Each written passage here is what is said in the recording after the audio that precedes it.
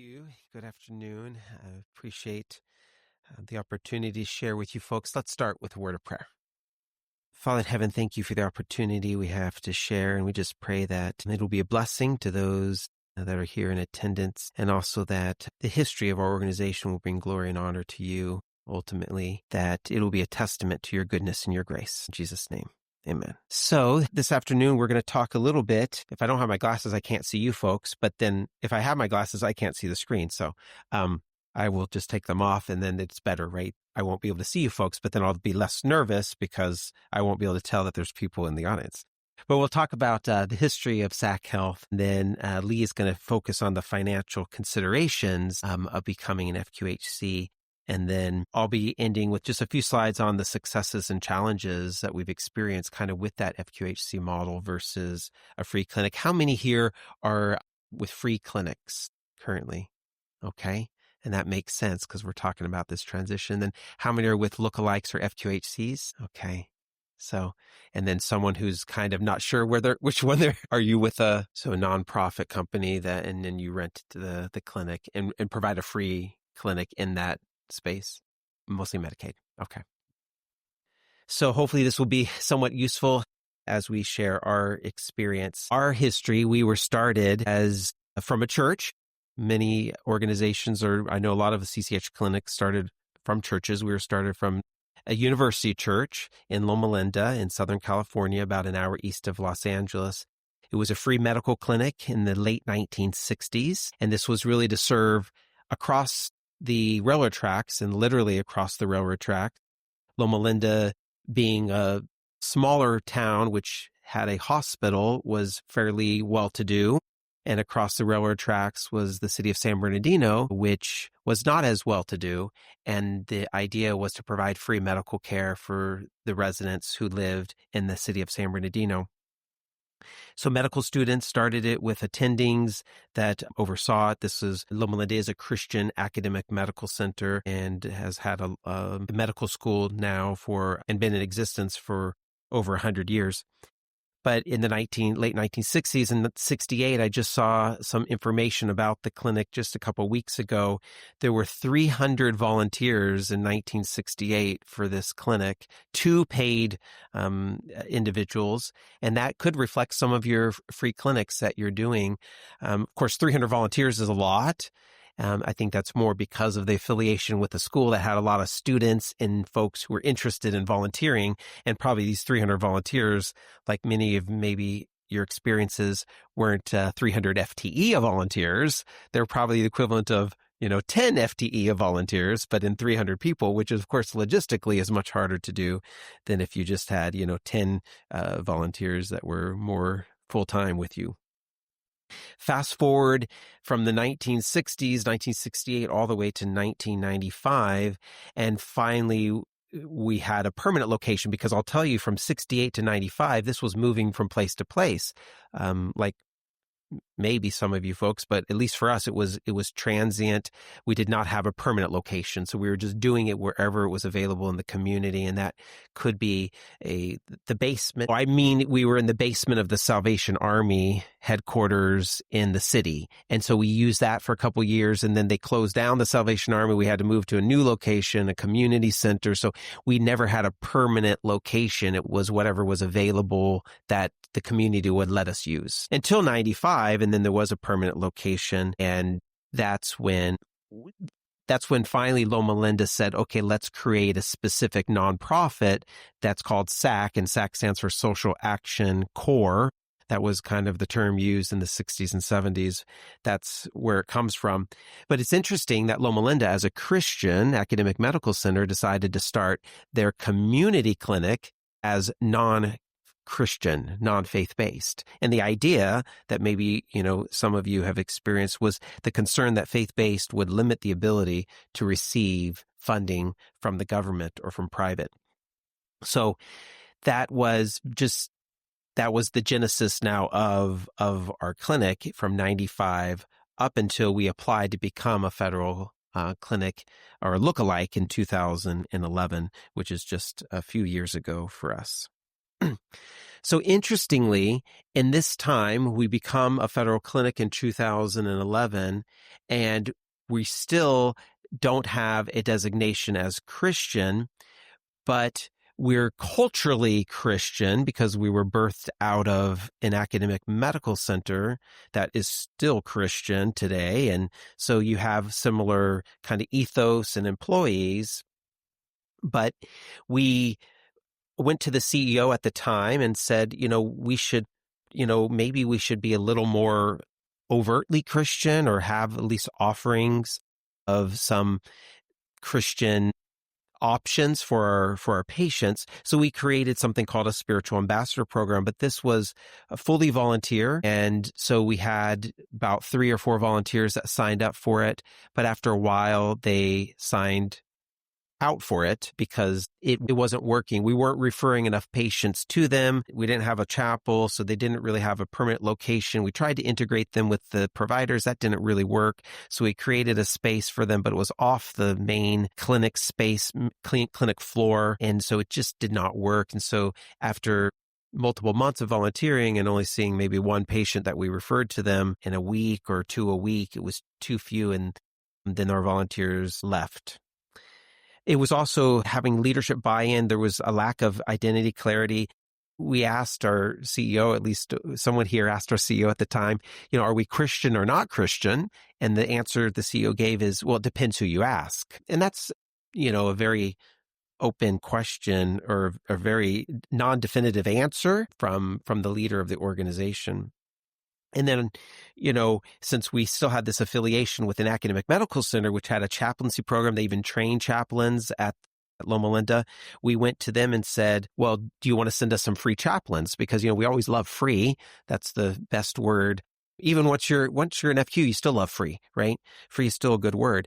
And so we thought, let's get these chaplains to come over from Loma Linda and help provide care. Obviously, what they said is our chaplaincy students get assigned to multiple locations. We already have assignment where they go, and they have to have an overseeing chaplain, and there usually needs to be some financial cost to that. And so they really asked us, where is your investment in spiritual care? Like they asked, are you planning to spend any money on this? And that was, to me, I was CMO at the time. It really was like an important question that I had to ask myself, am I putting any investment into this? So fast forward a couple, maybe 1 or 2 years after that, there was a change in leadership. I became the CEO, and I said, okay, we need to, we can't probably stand on the fence anymore here. We just need to either identify who are we, right? What's our identity, right? Saying that depends who you ask is not good enough. We need to kind of be one or the other. And so we did make a decision to hire a chaplain. We did get buy-in from the CFO at the time, at least for a 0.5 FTE to do this for 5 months. 0.5 FTE for 5 months. We had to show the benefit. And then the idea that it would become full-time if we saw that there was some financial, or if the organization was financially stable. And I think when we did this, actually, we were still waiting for reconciliation dollars from a rate set. So we were running in the red during these years. But I think it was super important for us to still make this financial commitment. We ultimately also looked at revising our mission statement and our vision statements and even our core mission statement and vision statement and core values. And then I think the hardest part was actually taking this to our board because we decided we need to not only just change, obviously you can only do so much as far as changing your vision statement and mission statement and making them faith-based by adding Christ and your faith into it, but we also had to change our IRS status to actually become now a Christian nonprofit. And so getting board buy-in was a little bit challenging, but we did some research that we found that there are FQHCs that are all different faiths, not just Christian faith, right? And so we found there were Jewish, there's Muslim, there's Hindu. I don't know if you guys know, you probably know this. I didn't know it, but all different faiths that have actually started FQHCs. And so we took that to our board. There was quite a bit of discussion, I would say, at the board level, really about doing this. And we had the former mayor of the city as a board member, but we also had a board member that had come from a faith-based, another FQHC that I actually filed for bankruptcy, and we had actually taken them on through that process. And it was probably that board member that said, look, you can do this, right? Because there was concern. Are we allowed to be Christian and federal? Can you even put those words together? Is that not an oxymoron? And it was good to hear from another board member who had already been on a faith-based or Christian FQ for 15 years that that was not a problem. And we finally got board buy-in for that. We thought it could impact our other partnership. We had actually signed a partnership with Kaiser Permanente, and I know Kaiser's not super big out here, but it's very big on the West Coast, and it's actually the largest healthcare organization in the U.S. They're very successful, and we had signed a contract with them to actually see their Medicaid patients. After we signed this contract, then we would go through this whole process, and we changed our mission statement and everything, and I remember they were coming to visit, to do a site visit, to see everything that we were doing, to kind of it was 2 or 3 months after we signed the contract, but now all the leadership team from them were coming. And I thought, do I tell them? Do I tell them who we've become now? Is this an issue? And of course, God said, yes. You need to be honest and you share with them. And so I remember, scanning the room as I'm sharing the new mission statement, right? After we signed the contract, you couldn't tell by the faces of anybody. But when we were walking and doing the tour of the clinic, the 2 leaders of the counties where we were in of Kaiser in those 2 counties, they both whispered in my ear and said, "Thank you. I'm a follower of Christ. Thank you for, your new mission statement." So that was validation, right? That it was the right thing. They couldn't say it in front of all their team, but they could definitely say it individually. I guess I can say it now too. Sometimes I don't share that story because it could get back to even the team there. So then we went to a partnership between this big academic medical center, Loma Linda University, and a small FQHC. Now, the history with the medical school founded in 1909. They started a GME program in 1946. So they've been in this business for a long time. In 97, they were actually capped at 300 residents. Today, there's actually 800 residents that Loma Linda has. So you can imagine these additional are being paid by the hospital, not being paid the normal route, which is through Medicare. But in 2010, this is even before my time with SAC, there was a decision made by the saying we're going to partner with an FQHC to do all of our residents are going to do their training at this FQHC. Now the problem is they didn't have an FQHC to partner with. They literally decided we're going to change our community clinic into an FQ. And so that's what they did. They took the community clinic that was their community clinic and then changed it, and we became a lookalike in 2011. So this is kind of the partnership before the for the academic medical center in 2013, because it became a lookalike and only some residents moved over. So in 2013, which was right when we were still a lookalike, there were 150 residents in the primary care world at Loma Linda in the family medicine, internal medicine, and pediatric clinics. The physicians were paid by hospital, but I would say that's that's academic rate was actually under market rate. So it was very difficult to recruit doctors and to retain physicians. The staffing in those clinics that Loma Linda was running for their residency training was very bare bones staffing structure. And the patients were really not enough patients for the residents to actually get experience. And it cost about $7 million that the hospital was paying to run these clinics because they were all running at a loss. So they were being subsidized to the tune of $7 million, which makes sense of why they decided they wanted to do a federal clinic type of model. We ended up creating a consortium, and that's the Loma Linda Health Consortium. And that includes the academic medical center and the federal clinic. So that's the combination. So you can see now, 10 years later, after this fact, that now there's over 500 residents that rotate within our federal clinic in 44 different specialties and subspecialties. This is an amazing blessing for our community to have access to these type of specialists. And it's just a night and day difference than 10 years ago when I had to refer to the county hospital and it would take about a year to get in, and then probably a year later to get the note back. By that point, I didn't know why I referred the patient. So now it's such a night and day difference. The physicians are now paid by the federal clinic at market rates, which helps us to recruit and retain.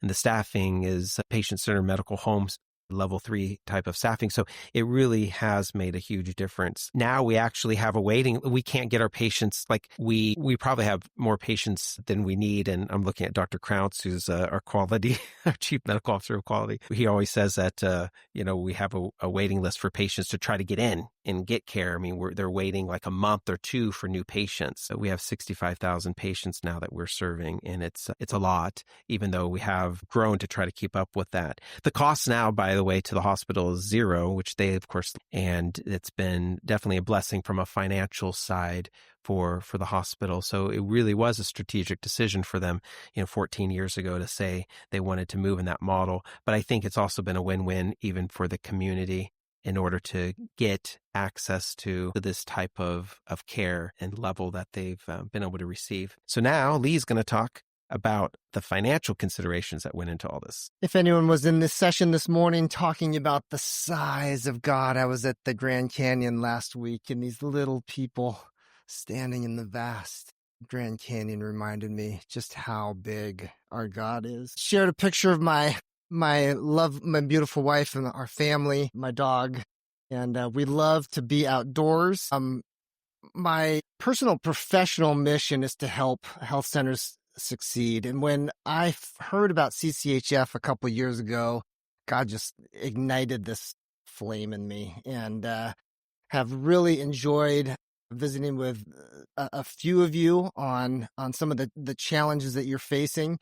I'm a certified public accountant by trade. I've worked with FQs across the country, and God is trying to expand the kingdom through CCHF and through our story. And so we are just excited to share a little bit about the lessons that we've learned, some of the things that have the challenges that we've faced through the years, and I would love to walk alongside you as we build that network that Dr. Donlin shared about this morning. A little bit of an overview of the FQHC program for those that do not know.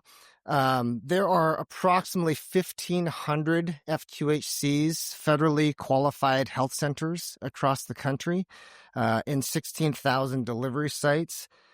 Some of these numbers are just absolutely astounding. 32.5 million people served, about 1 in 10 Americans are seen in an FQ. And you see 1 in 5 uninsured, 1 in 3 people living in poverty. So the reach and the breadth of the FQHC program is growing and has expanded certainly for decades. Started in the 60s, has enjoyed strong bilateral support through the years. I'm excited for our CCHF map to someday match the health center service delivery map, and I believe that we are.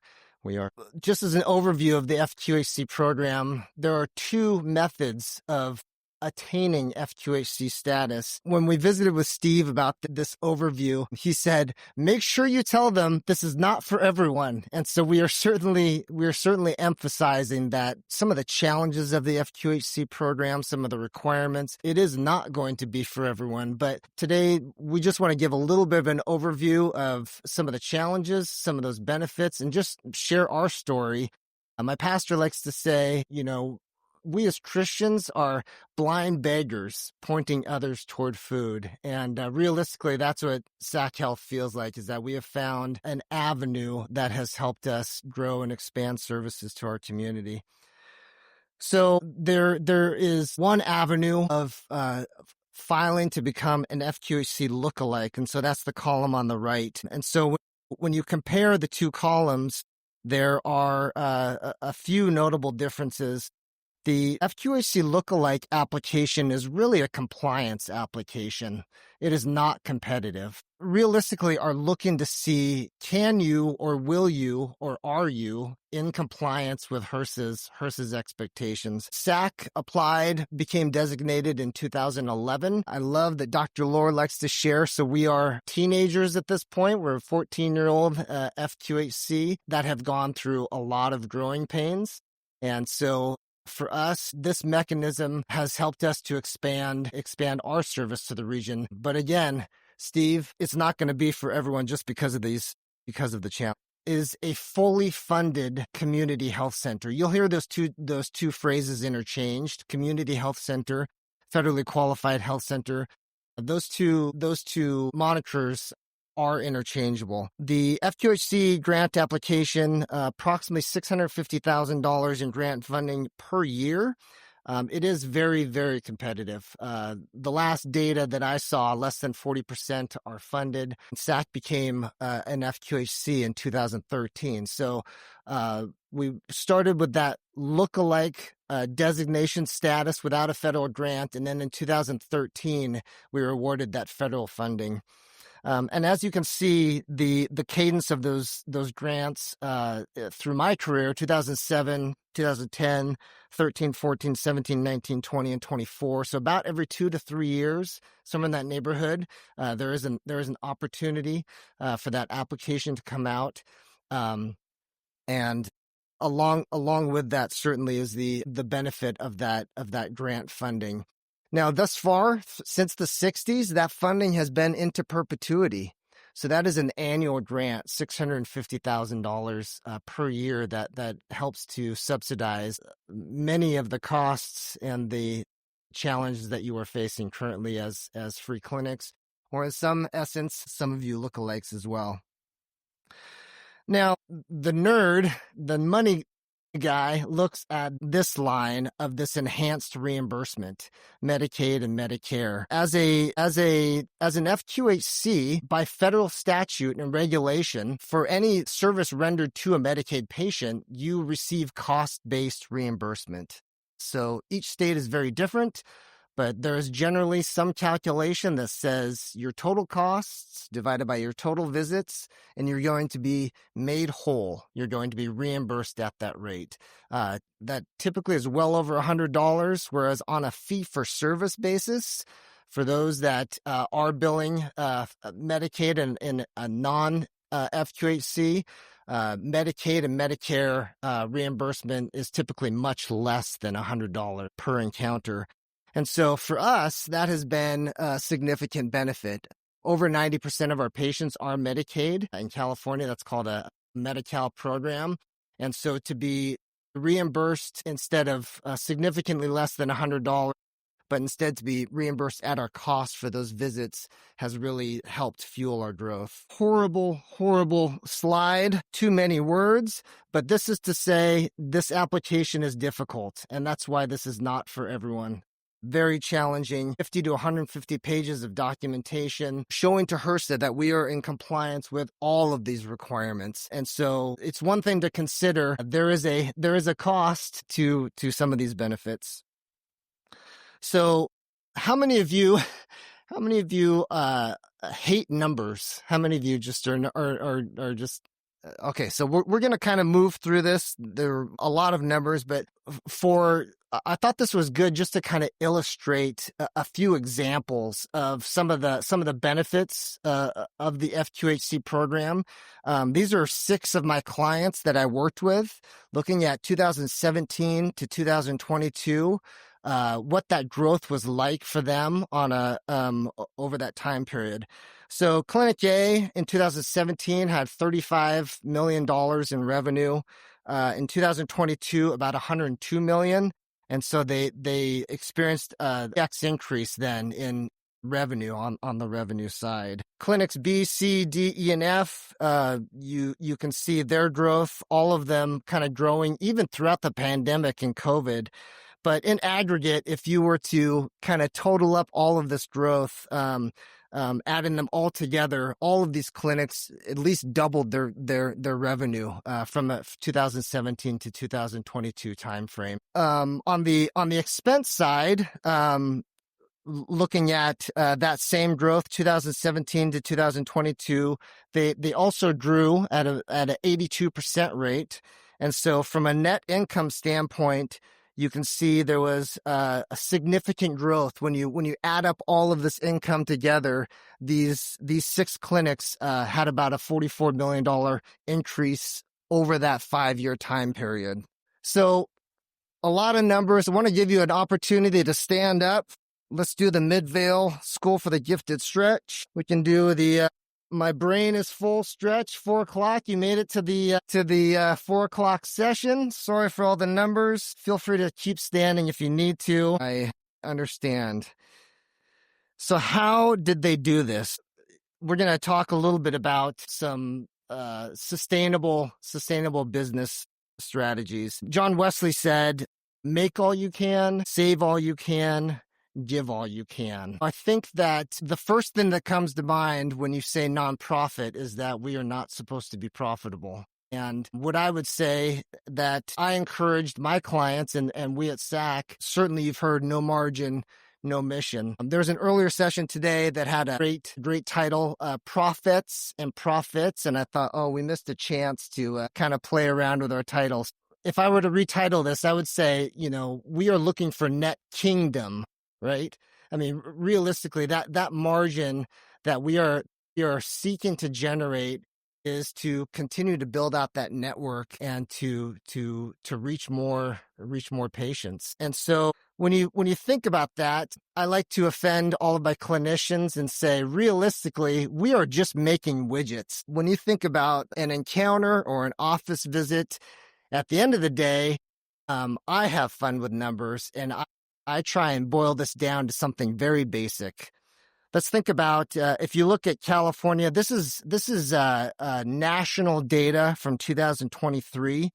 If you look at total visits, there was 25 million encounters in California. The total operating budget of all of the 150 plus FQHCs in California was about $9.9 billion.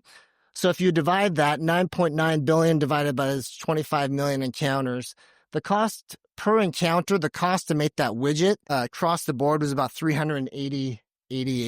On the national average, slightly more. Every FQ, those 1,500 FQs across the country, their total expenses were about $46 billion.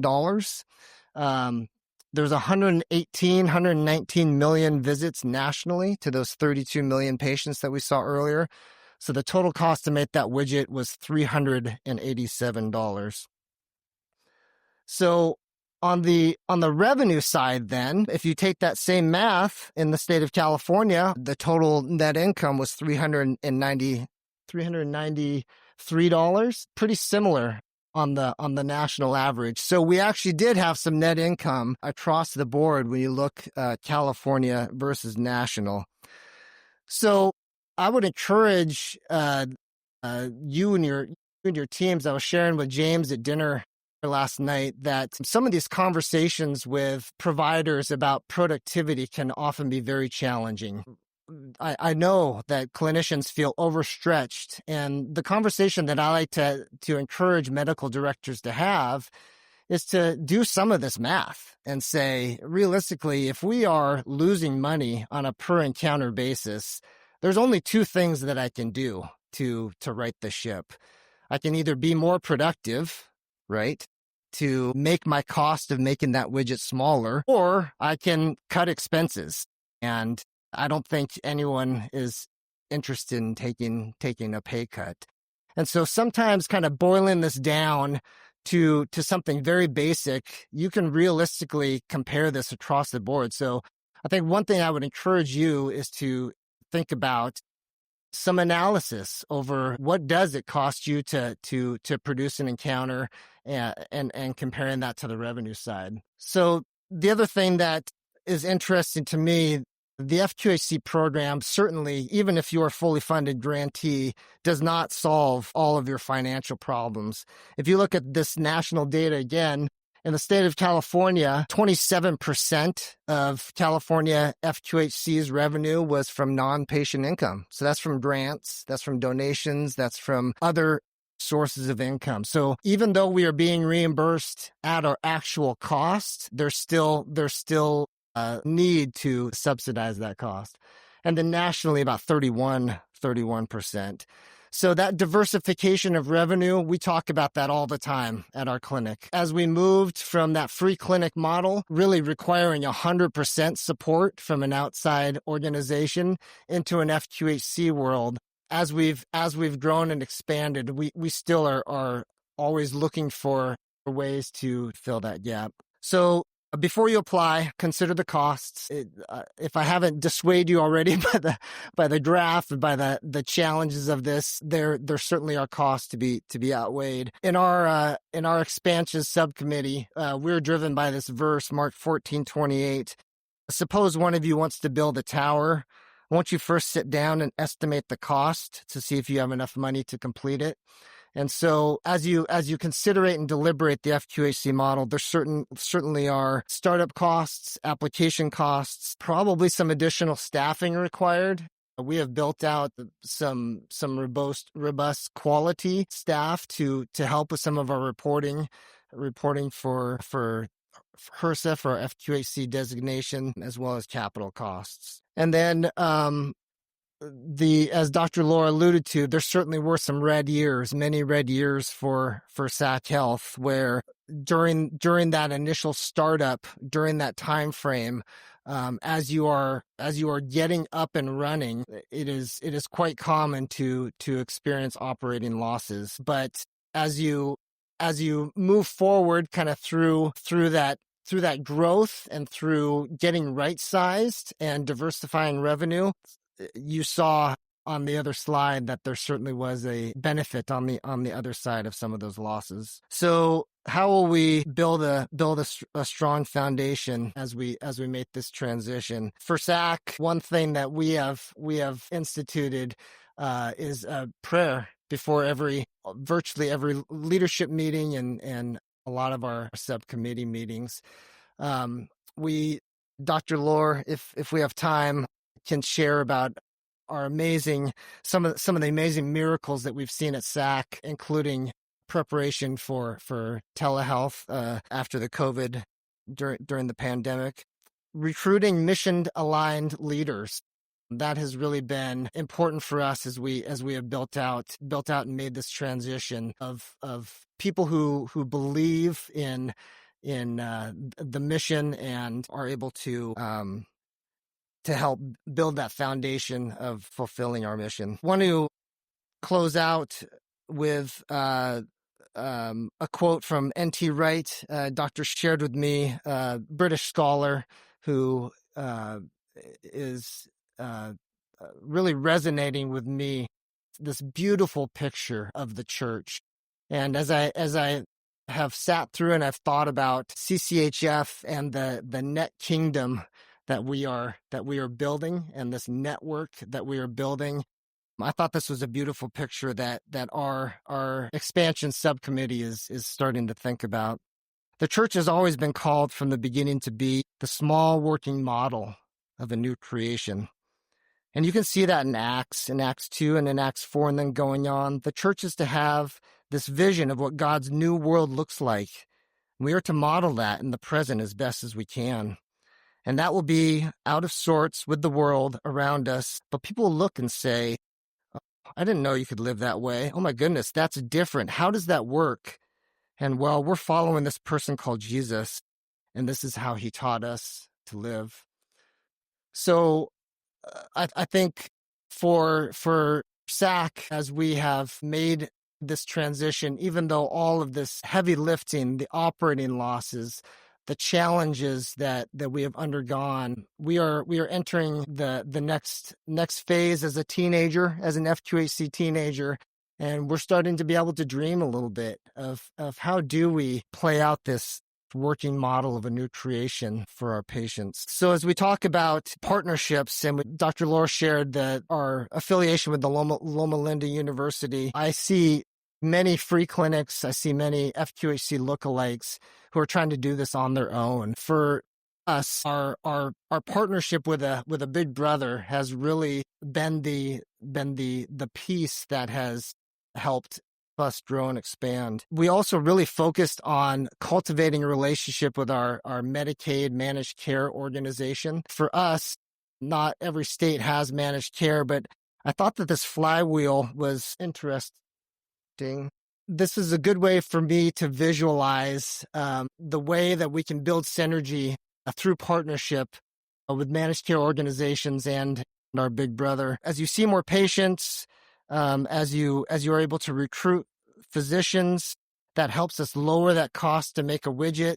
We are able to improve quality care, and that has really been a picture of some of the ways that we have tried to envision our growth and our strategy as we look to expand service. So want to hand it over to Dr. Lohr to close us out to talk more about our partnership. And I understand this is not necessarily going to apply to everyone. This is our experience with the partnership of having this academic medical center. Blessing that, we've been able to add some permanent healthcare jobs.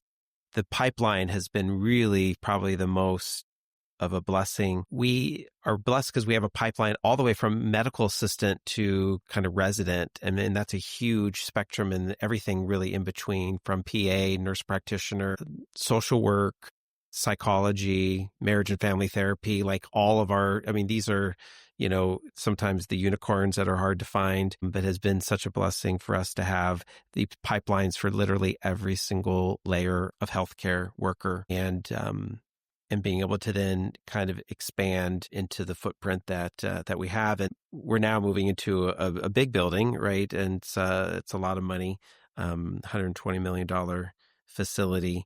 And it's just been a blessing to be able to do that. And I think Lee put this on a slide. He didn't mention, we decided to start doing telehealth visits in November of 19, and our first telehealth visit was scheduled in November of 2019 for March 12, 2020. I don't think that was just a coincidence. At least in California, March 12 was the day before Friday the 13th, which was March 13. And that was when we had to shut down in our 2 counties, our clinics, to anybody who potentially had symptoms. So the fact that we had our first telehealth visit the day before, and then we were able to roll that out, that was a God thing, 100%. I shared that, by the way, with the Kaiser folks as a testament of God's goodness to our clinic. And then there's just been multiple other answers. This $120 million, by the way, $85 million, we had to get a loan. The banks wouldn't give us a loan of that much because they said, we're not touching you guys with that much money. We're not going to allow it. We had to go to multiple. We finally found a private family who's giving us an $85 million loan. They're a Christian family, and they don't want to be named, probably because they don't want anyone else asking them for loans. But it's just a God thing. I texted them, thank you for allowing us to be a blessing to our community. And they wrote back, thank you for allowing us to be a part of that. They have billions with a B and an S. We didn't know anyone else who could do this for us. And they didn't know anything about our clinic. We literally sent them information about it, and over a weekend they prayed about it and then told us. But that's a God thing. That's 100% God thing. And I tell our employees this: if God can provide us with an $85 million loan, it would be great if it was an $85 million gift, right? He could always change it into that, and we're still praying for that. But if he can provide us with $85 million, even if it is a loan, he can provide us with anything. I mean, he's a God who owns everything. So it's that's definitely been a blessing. These are the successes, right? We have boards on both sides that are committed to this teaching health center. We have a facility that's designed to be able to train residents. We use the same electronic medical record. All of the physicians have an academic faculty appointment. And then we have medical directors within the FQ that happen to also be Loma Linda employees, because that's how it works, but they're still full-time committed with us. And they work with the program directors because that sometimes can be a challenge. And then when we have bonuses, we share it freely. So we share it with the residents that are doing their training, because we want them to feel like they're still a part of us. They're seeing our patients. By the way, 50% of our patients are seen by residents. 50%. That's 110,000 patient visits a year seen by residents. That's a lot. What are the challenges? The board composition, to be honest with you, we have 4 of our 12 board members. That's a third are Loma Linda employees, including the president of Loma Linda sits on our board. I will tell you that he started the community clinic, was part of the starting of that back in the 1960s. So he's very much a champion of the FQ and our model, but he still is the president of Loma Linda, right? So he has that hat as well. Fair market value, we actually rent buildings from Loma Linda because we didn't have the capital to buy and build our own buildings until this most recent one, and we got that private loan. Before that, most of our facilities were owned by Loma Linda, and then we pay a rent, and then we pay for their physician services, and we pay for their Epic, because we couldn't afford Epic like on our own. It's usually hospitals that do that. And so we pay for that. And then this melding of cultures, right? Teaching versus the productivity and patient access need, right? If it's up to the teaching, we would see less patients ultimately, because there's like, oh, well, we need time to teach. We have medical students, we have residents, they need time. And we have to kind of balance that with the patient access needs, right? We have so many patients, we have needs to be able to see them. And we do have the sustainability piece financially. Some of the other challenges, even with our brand identity, here we're in like the shadow of this academic medical center. It's been around for 100 years. It's actually well known. And people know it as a faith-based organization. They want to go to it. 12 years ago, when I would see patients and I had to refer to the county, they wanted to go to Loma Linda. That was like, you're going to the best hospital in the region. It's the only academic medical center in the region. So it's known for quality and it's known for faith-based. And our patients, majority being a minority, they wanted faith-based. Like they like that value add that they receive. So it's nice now to have all of that available. And we're also, openly faith-based with our clinic as well. But when we started talking to Kaiser, I'll tell you that Kaiser Permanente is a direct competitor with Loma Linda University. So here I'm like, okay, I'm going to sign this contract, but it's like, I remember sitting around the table and the president of, Kaiser and the president of Loma Linda were there, and they were asking who's going to make the final decision. And it was very awkward. I'm sitting in the room and I said, well, I guess we'll have to ask my wife. She makes all the decisions in my home. Ultimately, it was really us as the clinics, our decision, but obviously they, in healthcare, there can be some competition. And I think quality is also a challenge. Sometimes we have so many residents, like I mentioned, 50% of our patients are seen by residents, and residents come and go, right? They come and then they leave. And in that turnover, that constant turnover, to train them how to see patients in a federal clinic model, that's hard, right? Because there's a lot of things that we have to do in order to document how we see patients and what we do with them. So those have been kind of our experiences when it comes to that. We want to open it up for questions. Again, I know this is a very unique model that we're gone through, but obviously it still went from a free clinic, completely free, at least from the 60s and 70s until 95. I think we started charging for, we had contracts with Medicaid and other programs in 95. But how we got funded during all those years was really a community benefit grant from Loma Linda. Like, as a hospital and a nonprofit, they were required to have a community benefit grant. So we were about maybe a $1 to $2 million budget during those years with, 1 or 2 doctors and 1 or 2 dentists. And I don't know, I think we had some behavioral health, but that was before my time. So that's how it was fully funded until, of course, the FQ. Yes. The question was, can we describe the operations and our scope at the time of our application in 2010? Like many of you, we were operating as a free clinic, really not really sure of what the FQHC designation was going to mean for us. And as Dr. Lohr shared, we were on a smaller scale. We did the best that we could. As you saw, the application requirements very extensive. And so we did hire consultants to help look at that, to understand what those requirements were. I think the application was honest, but there's also some aspects of it that would say when we become a full FQ, then we imagine that we will be able to implement this more fully. So we were providing medical, dental, and behavioral health. I'm confirming at this time.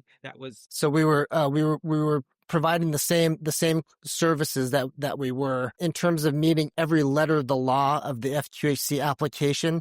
I think there were portions of that we had to grow into, so to speak. Yes, James.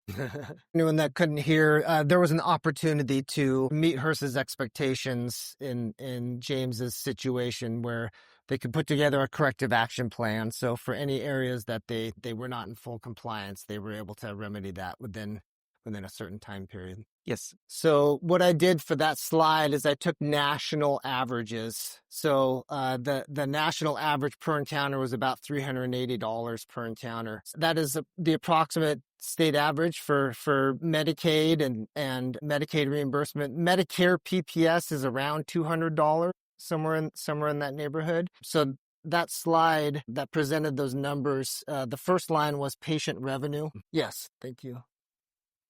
Patient revenue was the revenue from services, 73% in California, 68% nationally.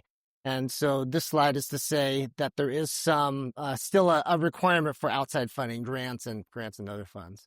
Each state has different rules around that. Medicaid is nuanced for each state, but it's generally total expenses divided by total encounters, as we've done here, to establish your reimbursement rate. It's different in each state. There's different rules and regulations in each state. Question.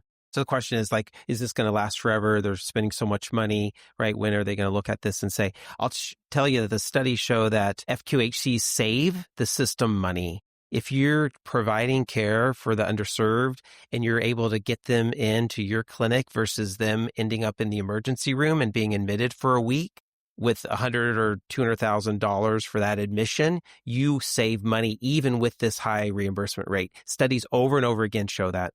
So that's probably our saving grace, is that the care we're doing is actually showing that it's saving, even though it may be expensive. It's still cheaper than the alternative. Yeah. So that's a good question. We get asked that question all the time, especially by the academic medical center. Is this going to last forever? Like, what happens when, there's a new administration? By the way, FQs have been supported from 1965 to today, both sides of the aisle, bipartisan support. There's been growth every administration, including Trump's first administration. There was growth of FQHCs across the nation. So now DOJ is new, and Trump is probably not fully Republican or Democrat, right? He's kind of his own thing, but we don't know ultimately what's happening fully with this administration. We probably don't know any day, because tomorrow could change, and next week it'll change too. But ultimately, we do have that history that serves us well, and a lot of data. Thank you all. Appreciate it very much. Blessings to all of you.